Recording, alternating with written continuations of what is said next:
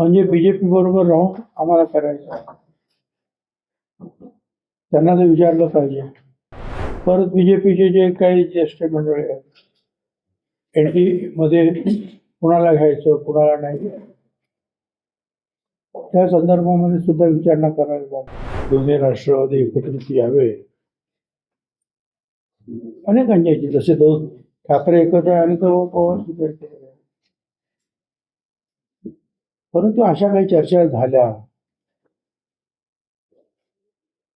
मुख्यमंत्र्यांनी सुद्धा सांगितलं की माझ्याशी कधीही बोलले नाही, आम्हाला कल्पना सुद्धा नाही. बरं, हे सगळं करायचं म्हणजे बीजेपी बरोबर राहून आम्हाला करायचं आहे. त्यांना ते विचारलं पाहिजे. परत बीजेपीचे जे काही ज्येष्ठ मंडळी आहेत, एनडी मध्ये कुणाला घ्यायचं कुणाला नाही घ्यायचं, त्या संदर्भामध्ये सुद्धा विचारणा करायला पाहिजे. म्हणजे असं म्हणणं आहे की आता काय बोलणं नक्की झालं हे जे आहे, बोलणं झालं असेल, काय नक्की बोलणं झालं ते माझ्या सहित कुणाला काही कल्पना नाही. मुख्यमंत्र्यांना तर मुख्यमंत्र्यांना तर विचारावंच लागेल ना.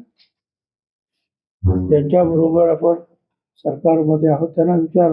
हा, आता सरकारमधून बाहेर पडायचं असेल, एनडीवरून नाही जायचं, तर ती गोष्ट वेगळी.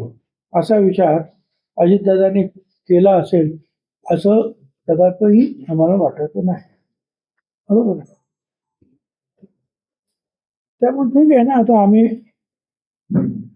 उपमुख्यमंत्र्यांची निवड केली, त्यांचं नेतृत्व आहे, त्यांच्या नेतृत्वाखाली आता मंडळी चर्चा करतील ना, तर करायची असेल. पण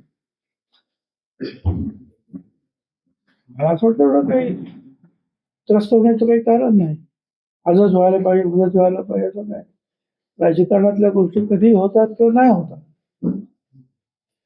सर, गेला जे प्रदेशाध्यक्ष शशिकांत शिंदे यांनी असं सांगितलं की अजितदादांची शपथ घेऊन सांगतो ही चर्चा झाली. बरं, झालं असेल, अजितदादांची शपथ घेऊन झाली.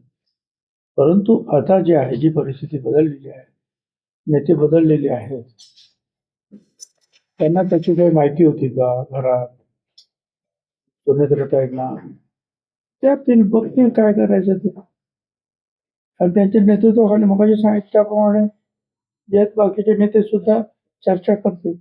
शेवटी हा निर्णय जो आहे हा सामुदायिक रीतीने घ्यावा लागेल आम्हाला.